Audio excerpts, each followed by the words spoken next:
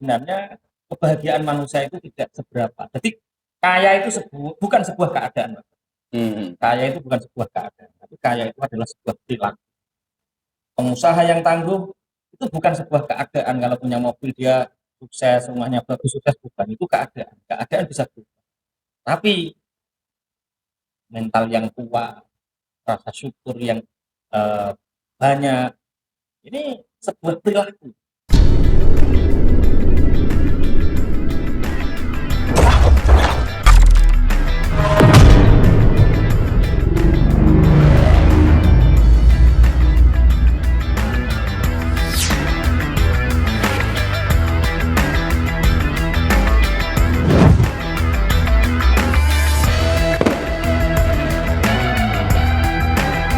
Assalamualaikum warahmatullahi wabarakatuh, Pak.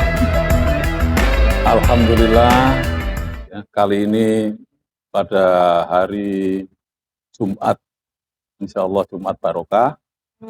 Sekarang kami di Sidoarjo lagi kedatangan tamu agung. Ya.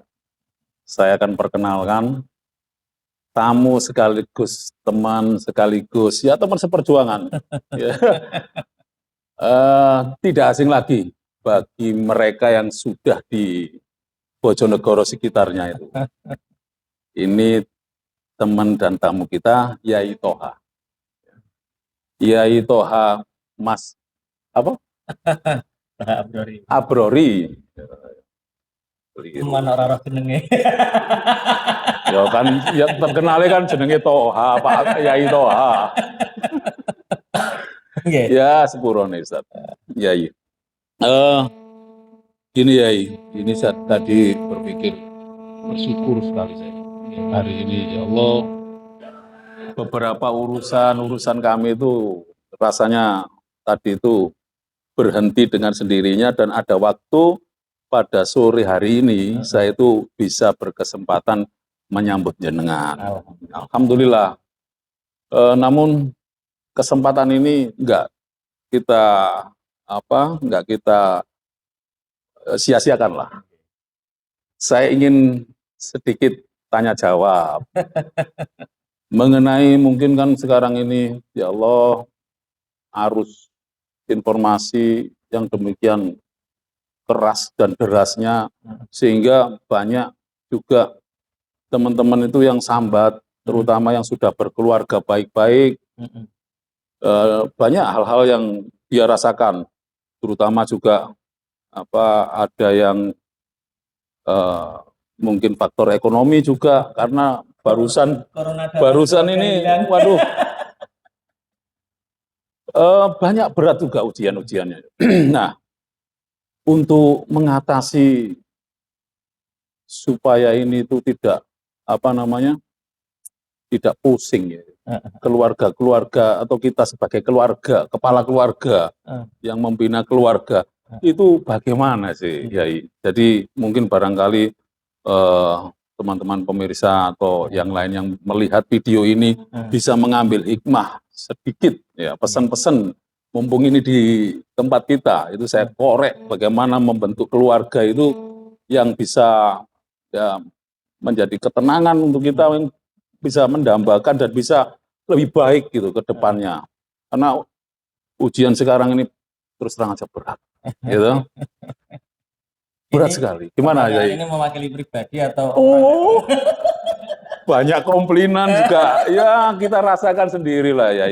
Sekarang ini ada memang sebagian yang ya ini hukum alam ya. Hukum alam ada yang menyenangkan, menguntungkan dari situasi-situasi ini. Ada yang juga berat. Tapi secara akumulasi dan secara populasi di masyarakat itu karena derasnya alur informasi ini yang beralih sekarang ini diterima, ada yang kaget sehingga sampai ke keluarga dan ada yang banyak juga problem-problem gitu ya dari mulai A sampai Z itu banyaklah Yai.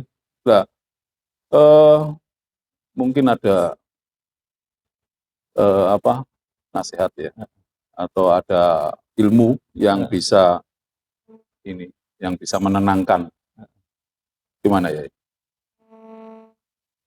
Dalam Al-Quran Allah berfirman, la yusibana illa ma kataballahu lana huwa maulana wa 'alallahi falyatawakkalul mu'minun.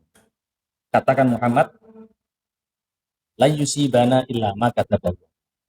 Tidak ada yang terjadi musibah, ujian terhadap kita kecuali itu sudah digariskan dengan itu sudah dicatat.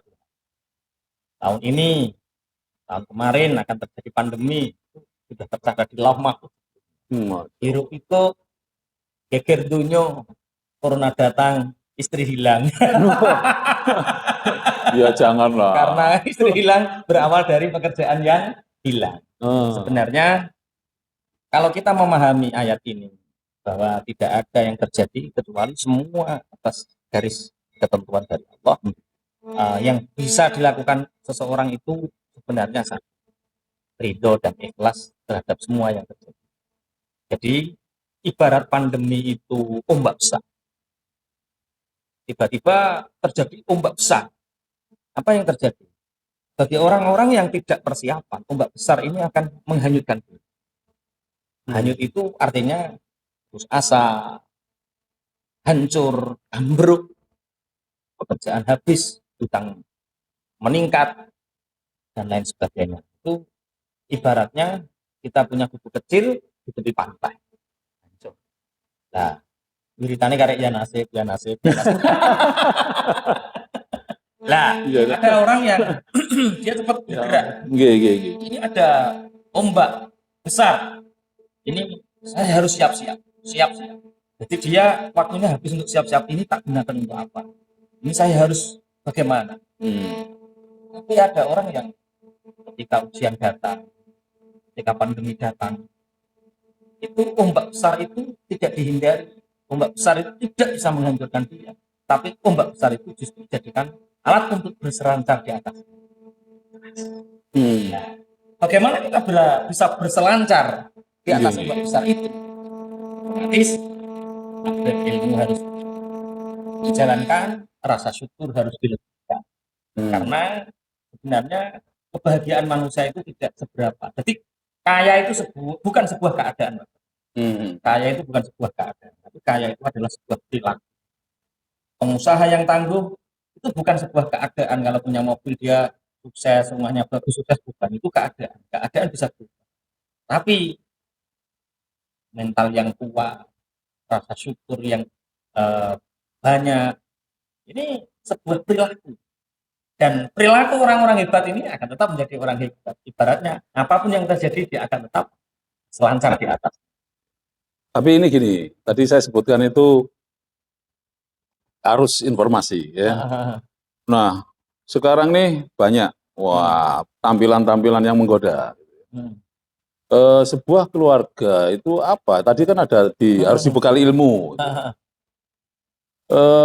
Banyak juga loh yang rusak perkara gara-gara melihat medsos itu, media-media sekarang ini ya toh. Nah, ini gimana antisipatifnya ini? Ya. Jadi begini, media sosial itu seperti pisau. Pisau itu bisa mengiris jari, juga bisa mengiris bawang. Tajam ya. Iya. Bukan berarti pisaunya harus dibuang. Kalau pisau dibuang, kita harus ngiris bawang dengan apa? Kita harus motong semangka dengan apa? Iya. Sebuah keniscayaan media sosial ini sebuah sunnatullah, sebuah keniscayaan. Dan itu harus terjadi. Bahkan kita sekarang mulai ke depan katanya Mas Taufik mau beli sawah virtual. Sawah virtual. Iya. Karena kita sudah memulai pekerjaan virtual itu. Jadi 4 tahun yang lalu teman-teman masih pakai offline pasar-pasar tradisional. Kita 4 tahun yang lalu, 5 tahun yang lalu kita sudah memulai pasar online. Dan ketika teman-teman ambruk di pasar offline karena pasar sepi, kita naik. Nah, pandemi pun naik karena apa? Pasar kita tidak berkurang dan tidak berpengaruh. Berpengaruh hanya pengiriman karena pengiriman saat itu lockdown dan lain sebagainya. Hanya sebentar 1 sampai 2 bulan. Itu artinya sebuah keniscayaan. Lah, bagaimana rumah tangga akan tetap bahagia di zaman informasi dan media ini? Iya. Dua. Iya. Dua ya. kepercayaan dan keterbukaan. Keterbukaan. Mas Taufik kemarin tanya, tanda selingkuh yang pertama itu. Tanda selingkuh yang pertama adalah ketika chat pesan seseorang dihapus. Ketika sudah mulai menghapus pesan, itu tanda dia sudah punya selingkuh hati. Masih tunggu apa? Nah, artinya dari media ini kita bisa belajar suami istri tetap harus percaya. Bekal kepercayaan yang utama adalah keimanan. Suami dan istri saling meningkatkan rasa keimanan itu agar timbul kepercayaan. Kepercayaan juga timbul diartikan dari kedua pasangan ini, suami istri ini punya keterbukaan. Tidak ada rahasia di antara kita. Tapi kewajiban untuk memperkokoh itu mungkin dengan terus belajar berilmu ya.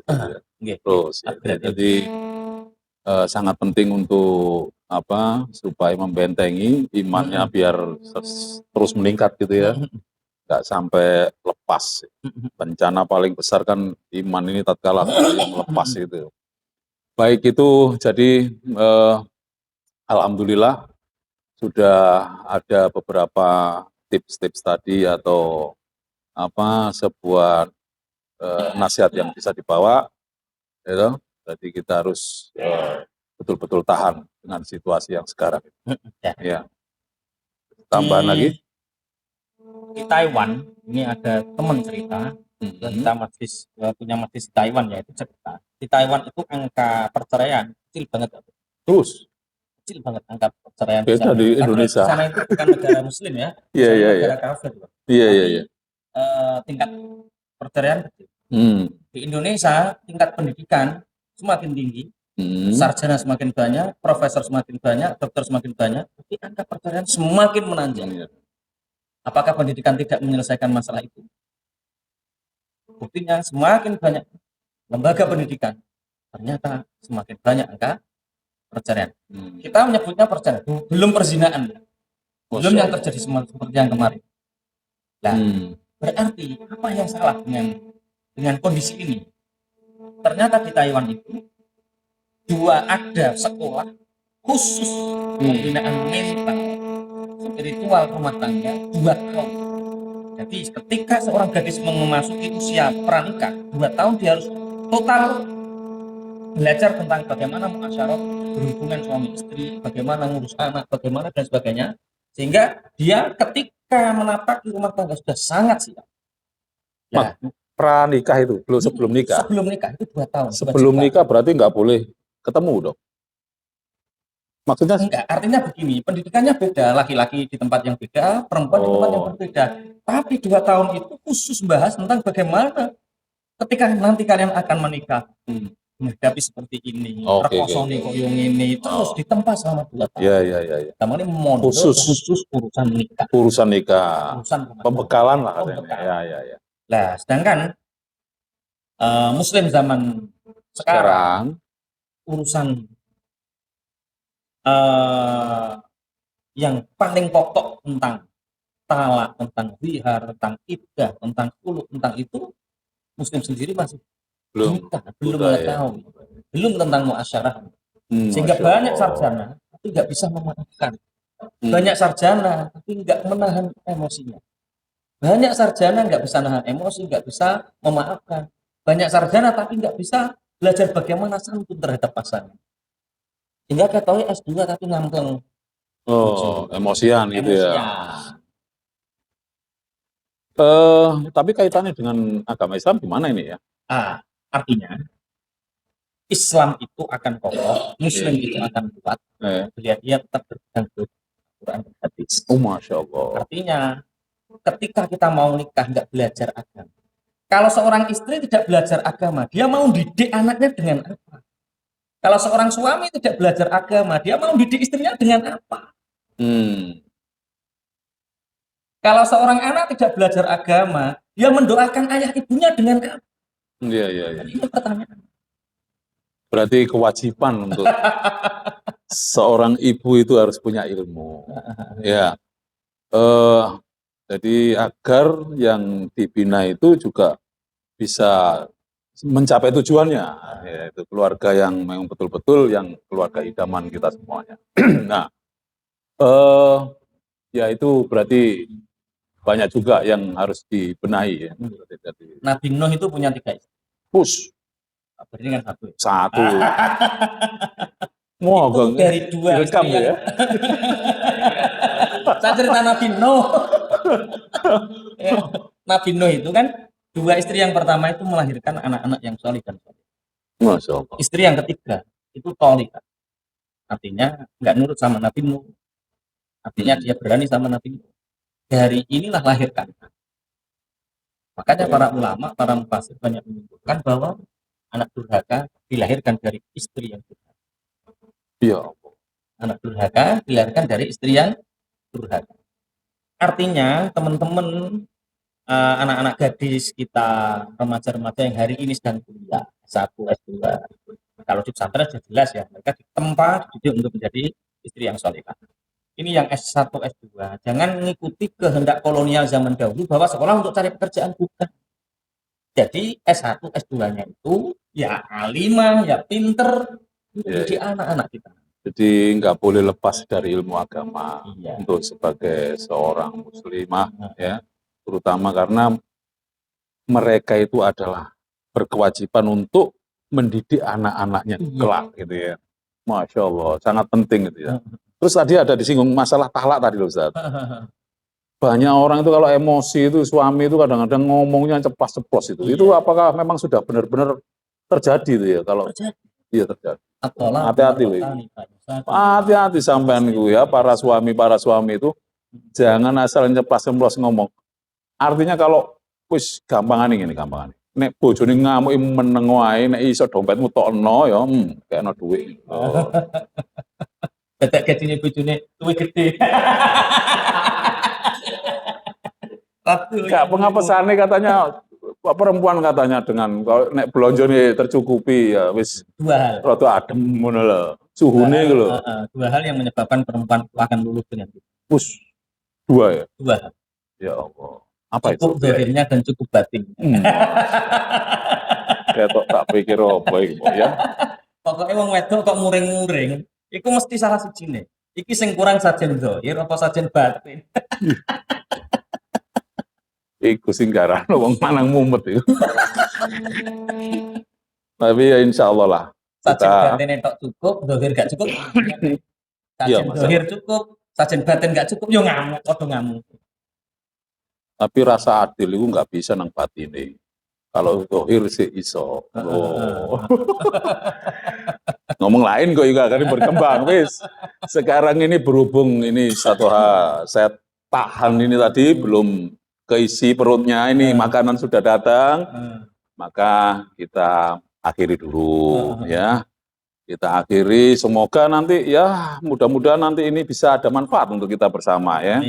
Kita tutup dengan kafaratul majlis. Subhanakallahumma wa bihamdika asyhadu an la ilaha illa anta astaghfiruka wa atubu ilaik. Kurang lebihnya mohon dimaafkan.